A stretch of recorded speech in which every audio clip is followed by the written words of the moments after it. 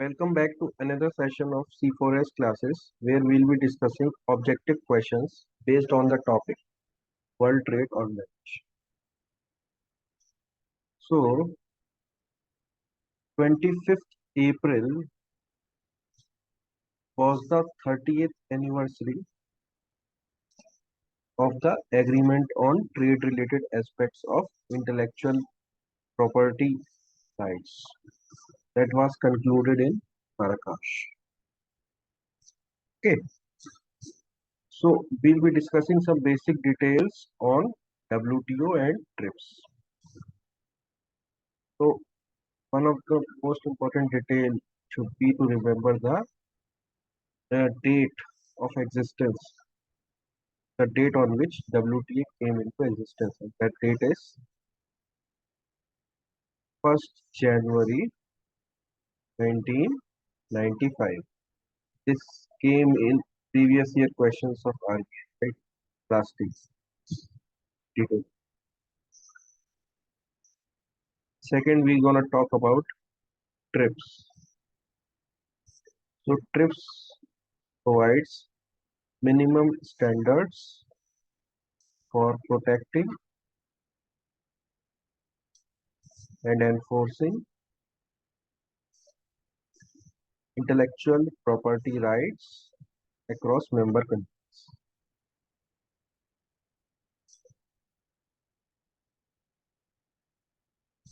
Okay,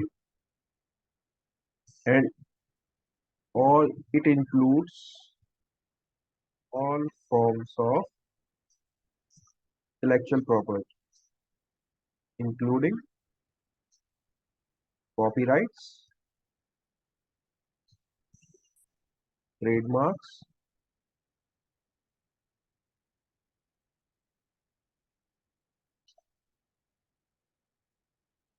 sorry, geographical indicators, okay, and undisclosed information.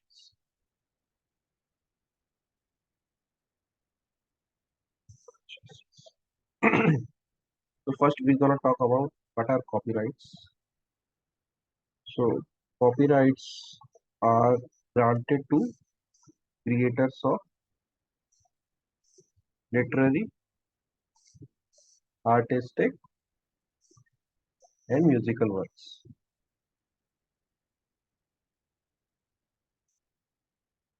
as well as these rights are also given to performers or producers of phonographs.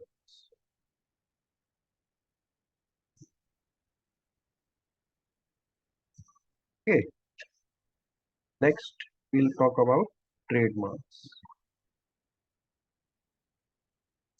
So trademarks are sign or combination of signs that are used to distinguish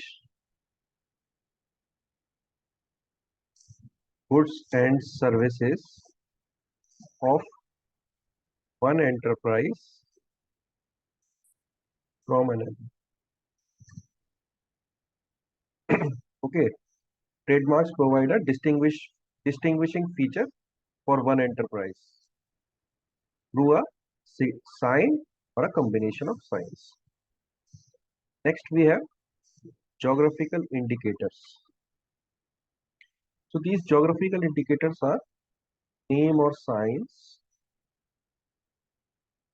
used on products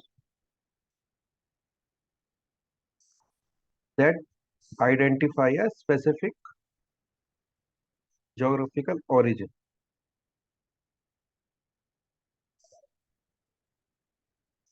and possess qualities, reputation, or characteristics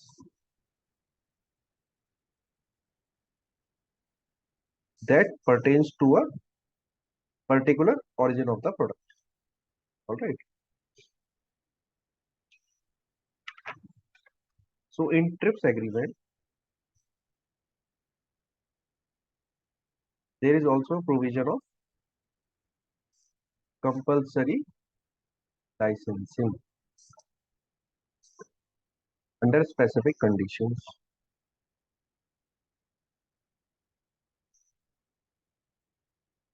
Okay, so what this compulsory licensing means? It is a legal mechanism that allows a government to authorize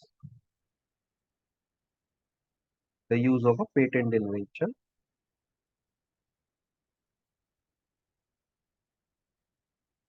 without the consent. This is important. Without the consent of the patentee.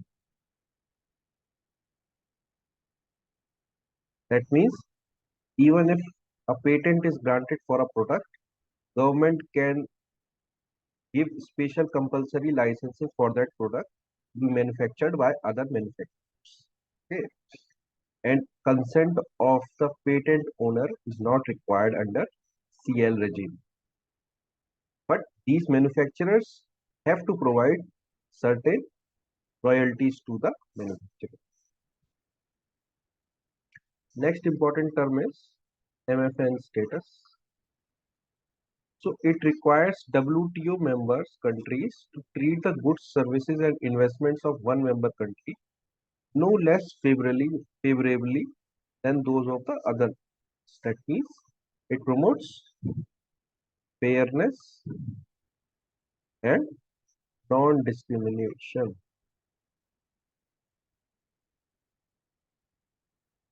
in international trade.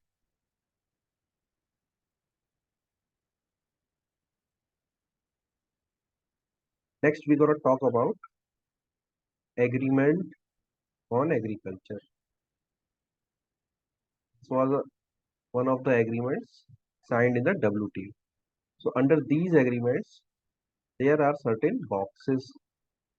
And these boxes are what? These boxes are different categories of agricultural subsidies.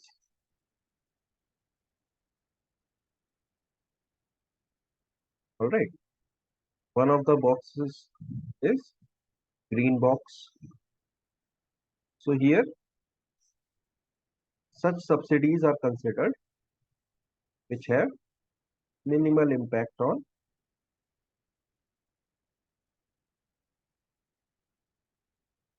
trade. That means they do not distort it. No distortion should be there for such subsidies. Such subsidies can be categorized into green. Next, we have amber box. Amber box, these are such subsidies which distort market price of commodities, or we can say distort trade. All right. So when we are giving direct payments,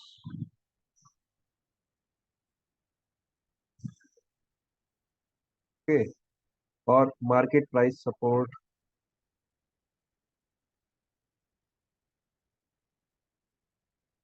then such subsidies can be considered under amber box because they are market distorting. Example of market, it can be the MSP provided in India. Third one is blue box. So under blue box, these subsidies have limited impact on trade and production. So such subsidies are tied to such programs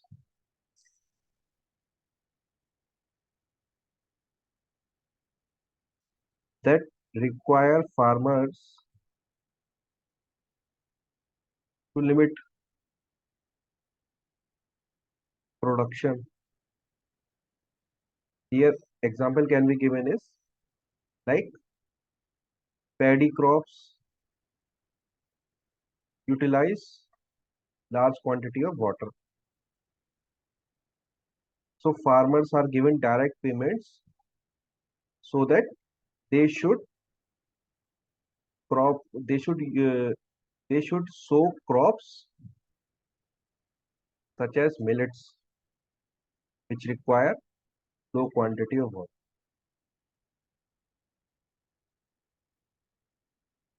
So such payments that are given for a particular program which ultimately helps in the long run, such subsidies can be included in. Now that we have understood all the terms, discussed these terms, now we can move forward to the questions that were asked in the session. First question was, when did the World Trade Organization came into effect? So the answer is 1st January 1990. Second question is, what mechanism does the TRIPS agreement provide to address anti-competitive practices in licensing intellectual property rights? So it allows government to take action or to control, prevent or control anti-competitive licensing practices. Okay. Other options, if you see, it prohibits all. This is the extreme word that they use. Then it requires all licensing to be approved by WTO. This is also not the case. Then we have it encourages unrestricted licensing practices. This is also wrong because there are certain conditions bind to it. Then it prevents governments from taking any action against anti-competitive any action. This is wrong because TRIPS agreement has defined certain guidelines under which governments can take actions. Next we have is what are the basic principles of TRIPS agreement. So as we discussed, is non-discrimination through national treatment and most favored nation treatment. It means there should be no discrimination and should be fair trade.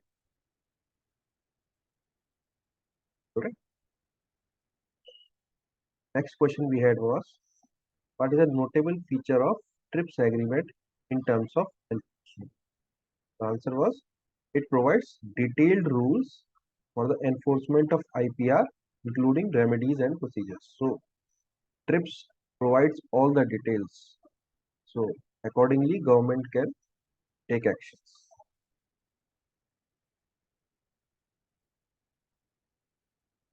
Next question was, what is the primary characteristic of the WTO's green box subsidies? So we just discussed about green box subsidies. So these are subsidies that have minimal impact on trade or production and are exempt from reduction commitments. All right. So that's it for today. Thank you and have a nice day.